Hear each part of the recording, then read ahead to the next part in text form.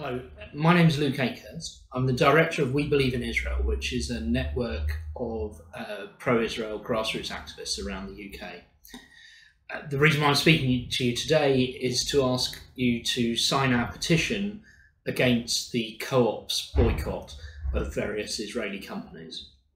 Just to give you a bit of background, the co-op is the 6th largest supermarket chain in the UK, and it's owned by members, i.e. by the people that shop at it. You get a card, like a loyalty card from any other supermarket, but means you actually become one of the people owning the company. And that has meant historically it's come under pressure from members through its own democratic structures. And it ended up with a boycott position because a small number of people who were very, very vocal in being anti-Israel turned up to its internal meetings over a period of probably about a decade and put huge pressure on the company.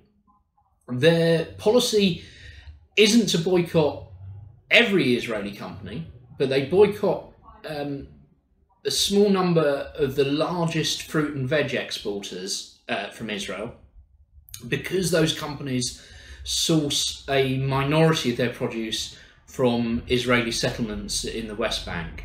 But instead of just boycotting the produce from those settlements, which would be one way of approaching this, not one that I agree with, but it's a way of doing it, they boycott all of the produce from those companies. So the vast majority of it comes from areas inside the Green Line, inside Israel as recognised by the entire international community, and they still won't stock any of the fruit and veg that those companies export. In fact, it's so silly, this policy, that some of those companies actually export stuff that Palestinian farmers have produced, but they won't stock that either because it's being exported by those Israeli companies that they've decided to blacklist. They're doing this on the basis of a human rights and trade policy that they adopted in 2012, which is very oddly targeted.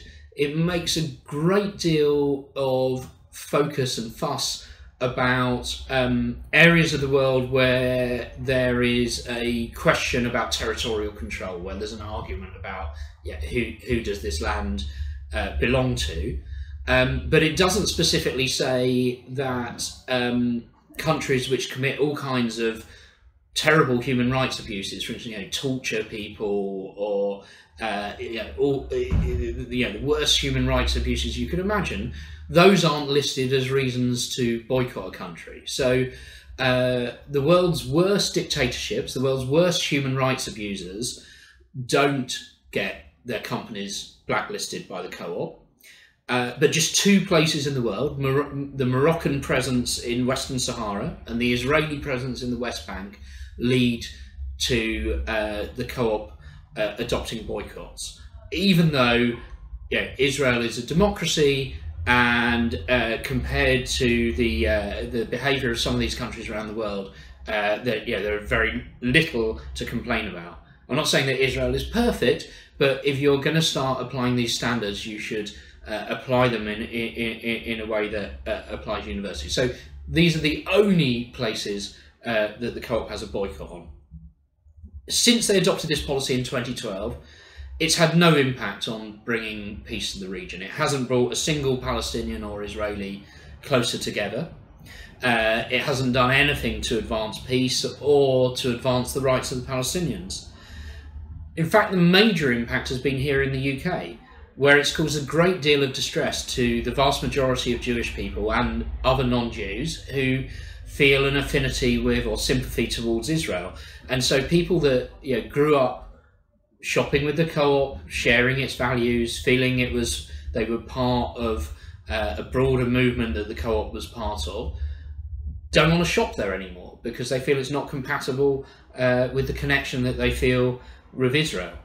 What we're trying to do through this petition is to put pressure on the co-op to review their policy, to assess the fact that it's had no positive impact whatsoever, and in fact it's had negative impact here in the UK, and change to a policy where they actually try and support their fellow co-ops and the cooperative movement on both the Israeli and Palestinian side of the conflict, and where they try to do positive things that bring the two sides together rather than pushing them apart.